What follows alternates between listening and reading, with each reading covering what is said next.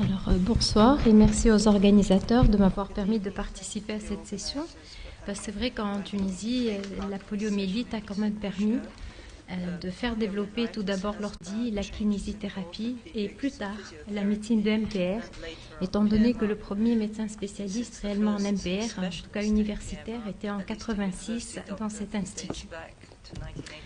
Donc en fait, la poliomyélite s'est vissée sous forme d'épidémie dans les années 60-70 et elle a été considérée comme éradiquée en Tunisie en 93.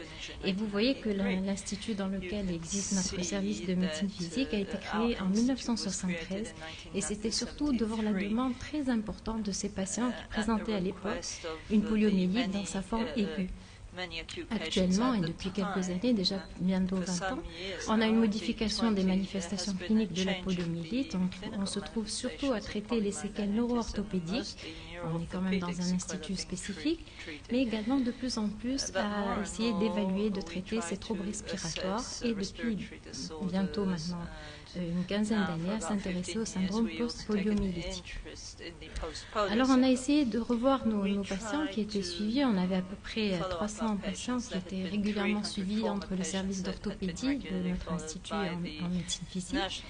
On a retrouvé 123 qui reviennent régulièrement, qui ont participé et qui depuis 1998 restent suivis. Et en fait, on a identifié parmi cette population donc, de 123 patients présentant des séquelles de poliomyélite, on a en fait surtout identifié donc des personnes chez lesquelles le diagnostic de syndrome post-poliomyélitique a été retenu grâce à notre évaluation pluridisciplinaire. Et c'était, vous voyez, c'était un tiers de cette population pour lesquelles le syndrome donc, de post-polio a pu être retenu. Donc on voit sur les 123 cas, on avait quand même des cas qui présentaient, c'était surtout des patients qui présentaient une monoplégie crurale, 39 cas qui avaient une atteinte des deux membres inférieurs, et en fait on avait une atteinte du rachis qui était souvent la première cause de consultation, mais également avec une atteinte donc, des membres inférieurs. Et sur les 123 cas initiaux, donc, ils avaient pour la plupart un suivi en orthopédie et souvent une chirurgie préalable. On s'intéresse plus particulièrement aujourd'hui à ces 45 patients qui ont été donc retenus selon les critères de reconnaissance qui ont déjà été détaillés, en disant que souvent nous avions des difficultés quand même à faire les examens électrophysiologiques de contrôle qui n'ont pu être faits que chez certains de nos patients. Par contre, les autres critères cliniques étaient quand même bien sûr retenus. Donc l'âge moyen reste jeune, avec une légère prédominance féminine. Et on se retrouve là aussi devant des patients qui présentaient surtout une atteinte d'un seul membre inférieur, une monoplégie, quelques cas qui avaient une paraplégie. Donc parmi ces patients, ils relataient quand même de nouvelles manifestations cliniques des pertes fonctionnelles, avec surtout, on voyait selon l'évolution une aggravation donc, posturale. Un grand nombre se plaignaient de douleurs rachidiennes, avec des troubles aggravés de la statique rachidienne.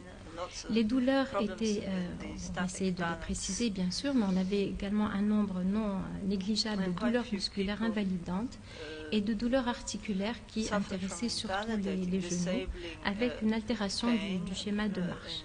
Je vous montre simplement en parallèle un petit peu les morphotypes que nous avons souvent à traiter et à essayer d'appareiller donc dans notre institut. Les déformations neuro-orthopédiques sont également assez fréquentes, certaines plutôt sévères, et qui débouchent souvent sur des discussions de chirurgie secondaire qui sont dans notre pays encore souvent mal acceptées en Tunisie, même s'il y a vraiment tout un staff de chirurgiens, de médecins rééducateurs, de neurologues qui essaient de proposer quand même des améliorations, en tout cas orthopédiques et probablement fonctionnelles à ces patients. Alors, pour les patients, 13 marchaient sans appareillage, mais la plupart avaient besoin d'un appareillage, soit des aides techniques, soit des orthèses des membres inférieurs, et 4 d'une véritable tierce personne. La doléance la plus importante, là aussi, ça correspond à ce qui vient d'être dit, c'est vraiment cette sensation de fatigue générale, suivie des douleurs, avec cette notion d'aggravation quand même qui est souvent rapportée par les patients et qui a pu être réellement objectivée chez 12 de nos patients. Alors c'est vrai que là aussi, on a bien insisté sur le fait que notre population était quand même relativement jeune et que le phénomène de vieillissement n'était pas encore vraiment incriminable dans cet échantillon. Au niveau des examens complémentaires, ce sont surtout des radiographies standards qui sont faites, des densitométries osseuses de plus en plus, des électromyographies mais qui sont quand même plus difficiles à réaliser chez ces patients, qui sont là aussi parfois à cause de phénomènes douloureux. Et c'est vrai que parfois ça ne débouche pas vraiment sur un complément thérapeutique, ce qui fait qu'on ne les pousse pas vraiment forcément à ces examens.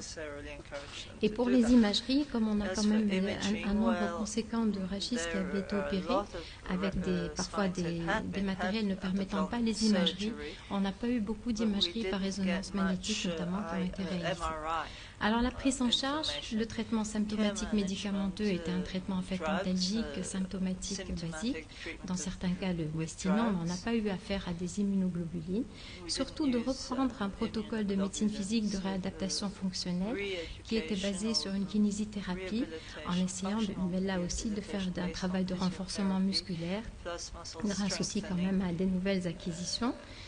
De réétudier l'appareillage en sachant que souvent l'appareillage a été abandonné à l'âge de l'adolescence et que les adultes et surtout les adultes vieillissants acceptaient difficilement donc de reprendre un nouvel appareillage.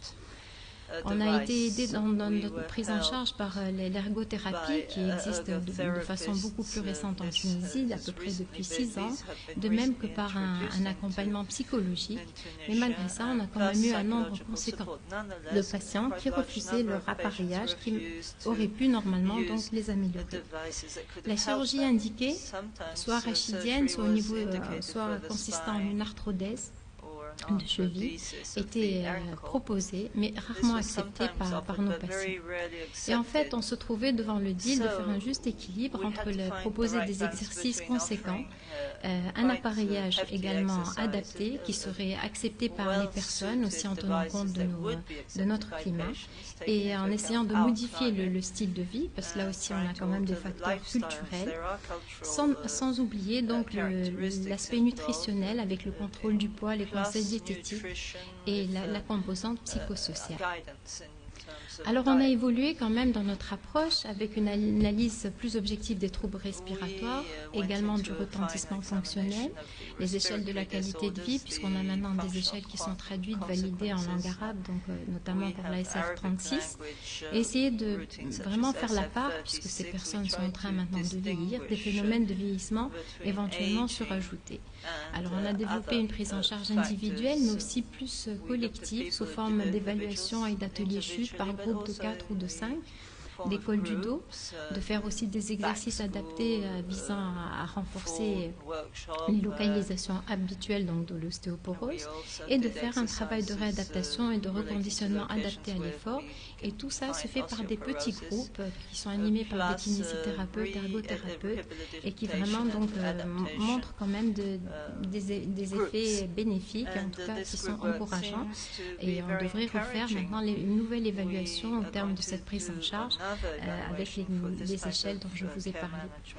Quant à l'évolution de l'appareillage, elle a été essayée, notamment pour un appareillage plus léger en fibre de carbone, mais ces personnes acceptent mal, pour celles qui acceptent encore leur appareillage, elles préfèrent rester vers un appareillage plus classique qui est quand même souvent mieux toléré, on a un climat qui est assez chaud, et sur le plan cutané, on a beaucoup moins de problèmes avec nos anciens appareillages, mais je ne vais pas anticiper sur la présentation de M.